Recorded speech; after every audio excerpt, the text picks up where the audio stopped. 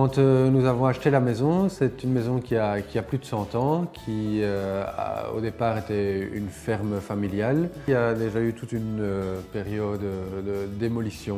On a gardé juste les murs extérieurs de l'ancienne habitation, même la toiture a été retirée. Et puis on a fait la partie ossature bois dans laquelle on est ici.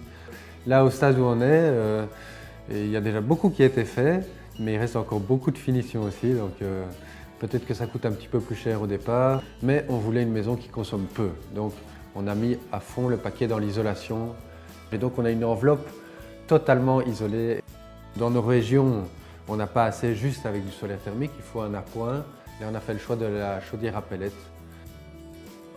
Pour la chaudière, il y a un silo de stockage, on stocke le pellet. Quand on le remplit, on a 3 tonnes de pellets dedans.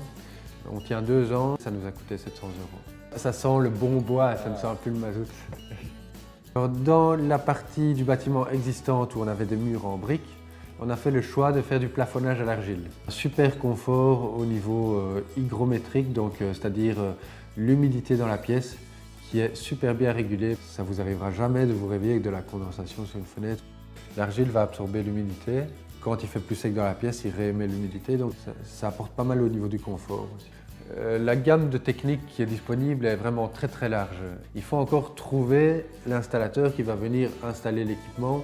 Pour moi, il y a vraiment un rôle à jouer pour les passeurs d'énergie.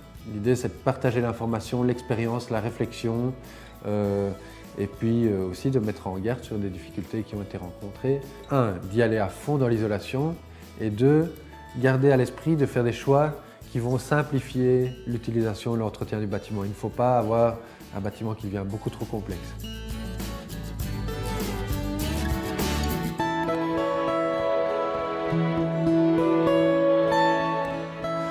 Je m'appelle Nicolas, j'habite Herpan, je suis passeur d'énergie.